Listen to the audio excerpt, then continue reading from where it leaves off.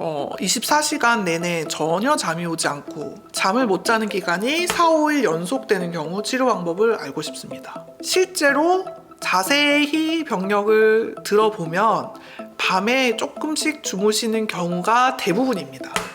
그리고 실제로 제가 진료보는 많은 환자분들께서 나는 뭐 수면 다운 검사할 때 나 진짜 한숨도 못 잤다, 눈만 감고 있었다 이런 분들 정말 많거든요. 그런데 검사해서 뇌파 찍어보면 다 자고 있습니다. 이런 것들을 전문 용어로 Sleep State Misperception이라고 하는데, 이러한 식의 수면 인지가 사실 불면증 환자분들에게서 전형적으로 많이 나타나는 수면 인지 패턴이라고 볼 수 있겠고, 안녕하세요. 마음을 밝히는 언니 정신과 의사 유혜진입니다. 또 제가 이제 수면 관련된 콘텐츠를 좀 찍다 보니까 저희 이메일로 여러 가지 문의들이 와서요, 몇 가지 좀 정리해서 이 시간 설명을 해드리려고 합니다.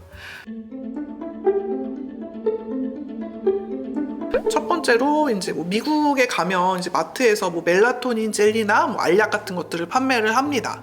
그래서 이런 것들을 뭐 내가 불면증이 있다고 하니까 자녀분들이 사와서 주는데 이걸 먹는 게 수면에 도움이 되나? 이런 질문들이 있었는데요. 사실은 도움이 됩니다. 그래서 이 멜라토닌 제제를 먹는 것들이 수면의 질을 좀 향상시켜 주기 때문에 수면에 도움이 돼서 뭐 드시는 것 자체는 크게 문제가 아니라고 생각을 합니다. 두 번째, 멜라토닌을 꾸준히 먹어도 되냐? 여기에 대해서는 꾸준히 먹다 보면은 아무래도 이것도 이제 약물의 일종이기 때문에 조금 의존성이 생길 수가 있어요. 그래서 먹을 때는 푹 자다가 안 먹을 때는 잠이 안 온다든지 이런 식으로 조금 금단 증상이라든지 의존성, 신체적 의존성, 뭐 심리적 의존성이 발생할 수도 있기 때문에 멜라토닌 제제를 꾸준히 드실 생각이라면 좀 이런 오버 더 카운터 드러그 이런 거 말고 조금 정신건강의학과 병원에 방문을 하시면 사실 이 멜라토닌이 약으로 파는 멜라토닌도 있거든요. 그래서 사실은 뭐 마트에서 파는 이런 멜라토닌은 뭐 성분은 같다고 하더라도 함량 같은 게 아무래도 약과는 좀 다르게 뭐 실제로 써있는 것보다 더 많이 들어있다든지 더 적게 들어있다든지 품질 관리 이런 면에서 조금 믿을 수 없는 면이 있기 때문에 내가 꾸준히 멜라토닌을 먹을 생각이라면 오히려 좀 병원에 방문하셔서 좀 전문의와의 상담을 통해서 나와 좀 맞는 적정 용량의 멜라토닌 처방을 받으신다든지 또 멜라토닌을 조금 의존성이 생기지 않게 조금 다른 약들하고도 조금 이렇게 조합하는 그런 조합들이 있거든요. 그런 것들을 조금 처방을 받으셔서 전문의의 지도 하에 꾸준히 드시는 게 조금 더 좋겠다라고 생각이 되고요. 나는 정말 의존성이 생길까봐 너무 무섭다 그런 분들이 있을 수가 있어요. 그럴 때는 사실은 결국에는 노력을 하셔야 됩니다. 그래서 약에만 의존하지 말고 제가 앞에서 말씀드렸던 여러 가지 생활습관 교육 또 인지행동 치료적인 그런 노력들 이런 것들을 같이 병행을 하시면 조금씩 멜라토닌을 줄여가도 잠을 계속 잘 자게 되는 경우도 생각보다 많다라는 말씀을 드리고 싶습니다. 그리고 세 번째로 수면제를 어떻게 하면 올바르게 복용할 수 있나요? 그래서 의존성이 생길까봐 뭐 일주일에 한 번 정말 잠이 안 올 때만 억지로 드신다는 분들도 좀 있고요. 그냥 뭐 얼마 남지 않은 인생 그냥 수면제 먹고 푹 잘랍니다 이런 분들도 있어요. 되게 좀 극단적인데요. 제가 보기에는 이렇게 너무 아무런 노력 안 하고 수면제만으로도 잠을 편하게 자려고 하는 분들도 조금 문제가 있다고 생각을 하고, 또 반면에 약간 의존성이 생길까봐 뭐 수면제 먹으면 치매 생긴다 하면서 약간 비합리적인 공포나 두려움을 갖고 계신 분들 두 가지 다 조금 문제가 있다고 생각을 하고요. 사실은 내가 좀 편안한 수면을 취하는 게 건강에 도움이 되는 건 사실이거든요. 그렇기 때문에 가장 중요한 거는 나한테 필요한 최소한의 용량을 맞춰서 건강한 생활 습관과 병행하시는 게 가장 올바른 복용법이라고 생각을 하고요. 근데 또 의사마다 조금 다르기는 한데 저는 개인적으로는 좀 수면제에 대해서 너무 비합리적인 공포를 가지실 필요까지는 없다고 생각을 하고요. 의존성이 없는 수면 유도제 같은 경우에는 꾸준히 드시되 불면증이 있는 분들은 조금 강박이 있는 분들 많거든요. 그래서 막 먹고 안 먹고 이런 것들의 차이에 대해서 너무 강박적으로 짐작을 하다 보면 이 수면제 자체에 대해서 실제로는 잠을 잘 능력이 생겼음에도 불구하고 심리적으로 의존이 돼서 잘 잘 수 있는데도 약을 못 먹었으니까 못 잔다 이런 좀 비합리적인 공포가 생기는 분들이 좀 있어요. 그래서 오히려 좀 꾸준히 드시되 건강한 생활 습관을 병행하시면서 점차적으로 감량을 하는 쪽으로 하는 게 좋겠다라는 말씀을 드리고 싶습니다. 그리고 그 다음 질문. 저는 수면 중 꿈을 많이 꾸는데 이게 건강에 해로운 걸까요? 그렇게 신경 쓰지 않아도 되나요? 네, 이런 질문도 사실 많이 받아요. 나는 깊게 자지가 않는 것 같다. 자는 내내 꿈을 꾼다. 사실 요거는 개인이 좀 주관적인 느낌이기 때문에 객관적인 소견이 아닐 수가 있고요. 꿈을 많이 꾼다고 느끼는 거는 실제로 꿈이 많은 체질인 분일 수도 있지만 다른 가능성은 꿈을 꾸는 잠이 있어요. 이게 렘수면이 있을 때 그때 약간 수면 무호흡증이나 여러 가지 수면 중 이상 행동이 생기는 경우가 좀 있거든요. 그럴 때 이제 각성이 되면서 꿈이 꿨을 때만 공교롭게 잠을 깨다 보니까 내가 꿈을 많이 꾸면서 잔다라고 주관적으로 인지를 하시는 경우가 있어서 어떤 케이스인지 좀 봐야 될 것 같고, 그거를 정확히 보려면 사실 수면 다원 검사를 통해서 파악을 해볼 수가 있겠죠. 사실 꿈을 많이 꾸는 것 자체는 그렇게 뭐 건강에 해롭진 않고요. 사실 꿈을 많이 꾸는 행위를 하면서 이게 뇌에서 스트레스를 풀고 감정을 조절하고 그런 뇌가 재정비되는 시간이거든요. 그래서 꿈을 많이 꾸는 것 자체가 해롭지는 않다라고 말씀드릴 수 있겠지만, 실제로 내가 만약 꿈을 꾸는 잠에서 많이 깨고 있다면 거기에 대한 원인은 파악을 해볼 필요가 있다라고 생각이 됩니다. 그 다음 질문. 24시간 내내 전혀 잠이 오지 않고 낮 동안에도 잠이 오지 않고 잠을 못 자는 기간이 4, 5일 연속되는 경우 치료 방법을 알고 싶습니다. 낮에도 전혀 잘 수가 없다. 사실 이런 분들이 진짜 많이 오시죠. 그래서 되게 이런 경우에 굉장히 겁에 질려서 많이 오세요. 그래서 내가 이렇게 잠을 못 자고 있는데 정상적인 생활이 되는 거냐, 지금도 머리가 뿌옇고 무겁다, 이런 얘기들 많이 하시는데요. 사실은 이러한 경우에 실제로 자세히 병력을 들어보면 밤에 조금씩 주무시는 경우가 대부분입니다. 나는 한숨도 자지 못했다고 느끼고 뭐 밤에 침대에서도 눈만 감고 있었다, 이렇게 얘기를 하시는 경우가 많은데, 실제로 이제 검사를 해보면 그 와중에 자는 경우가 꽤 있습니다.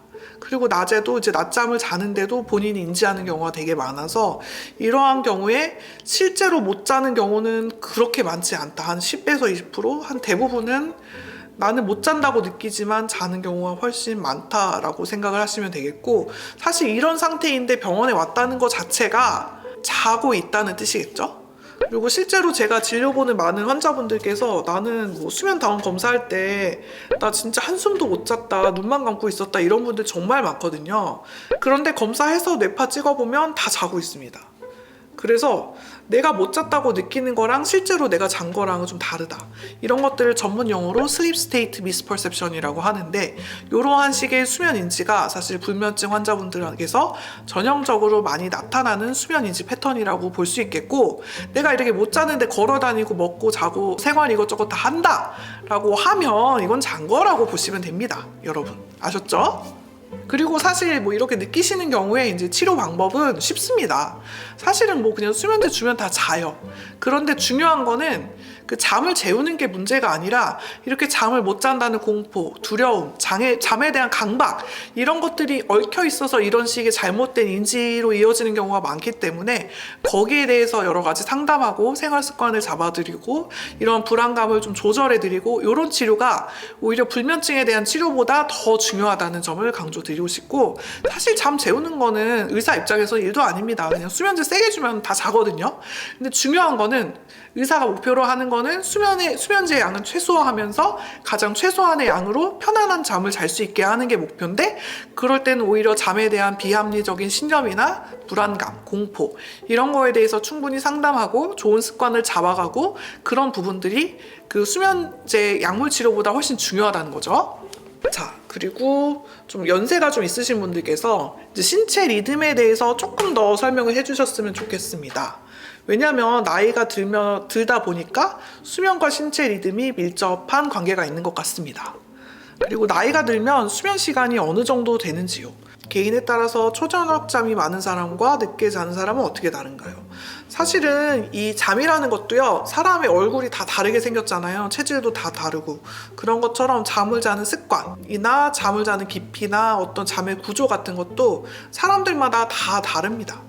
그래서 이 신체 리듬도 좀 얼리 슬리퍼가 있고요, 레이트 슬리퍼가 있고, 좀 일찍 자는 체질인 분이 있고, 좀 늦게 자는 체질인 분이 있고, 조금만 자도 생활이 가능한 분이 있고, 나는 9시간, 10시간 자야지 자야 된다 하는 분들이 있어요. 그래서 이렇게 잠을 일찍 자냐, 늦게 자냐, 아니면 조금 자야 되냐, 많이 자야 되냐, 이런 수면의 그 시기라든지 수면 요구량은 사실 사람마다 다 체질적으로 다른 부분이 있다라고 생각을 해주셔야 되고 어떤 정답이 있지 않다라는 점을 기억을 해주셨으면 좋겠습니다. 그리고 사실 나이가 들게 되면요, 정상적으로 수면의 질이 조금 떨어지게 됩니다. 그래서 나이가 좀 있으신 분들의 평균 수면 시간을 보면은 한 6시간에서 6시간 반 정도 된다 그래요. 그리고 좀 젊은 사람들의 경우에는 한 7시간에서 7시간 반 정도 되는데요. 사실 여기서 중요한 게 뭐냐면, 나이 드신 분들이 밤에 6시간 반 잤다 그래서 잠을 꼭 이만큼 잔 거냐? 보면 그건 아니거든요. 오히려 연세 있으신 분들은 밤에는 잠을 조금 더 적게 자지만 이런 경우에 좀 낮에 낮잠이나 이런 것들을 1시간 뭐 30분 자는 경우가 많아요. 그래서 총 수면 시간은 젊은 사람이나 나이 든 사람이나 크게 다르지는 않다.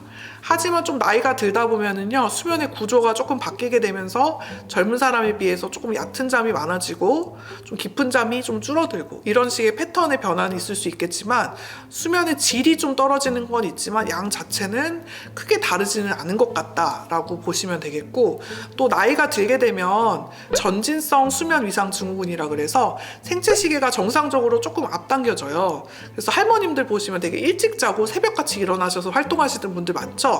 사실 이런 것들이 전형적으로 나이가 들면서 생기는 이제 수면 위상 증후군인데요. 전진성 수면 위상 증후군이라고 그래서 일찍 자고 일찍 일어나고 또 근데 그때도 좀 자주 깨고 이런 식의 수면 패턴을 보이는 경우가 이제 나이가 들면서 흔히 보이는 패턴인데, 이렇게 하다 보면 너무 일찍 일어나다 보니까 또 어르신들 같은 경우에 해 뜨기도 전에 일어나고 하면 되게 피곤함을 느끼고 하는 경우도 많아서 그런 경우에는 좀 아침에 일어나서 광치료라는 것을 합니다. 그래서 낮 동안에 밝은 햇볕을 보고 최대한 낮잠 안 자고 깨어있고 그런 노력을 하고, 밤에 좀 잠이 오더라도 좀 잠드는 시간을 최대한 뒤로 밀어서 조금 늦게 자고 하는 식으로 해서 수면을 조금 나이가 들수록 뒤로 미는 노력을 조금 해보시는 것도, 이런 나이가 드신 분들이 너무 일찍 일어나는 게 힘드시다면 해볼 수 있는 좋은 수면 습관이라고 할 수 있겠습니다.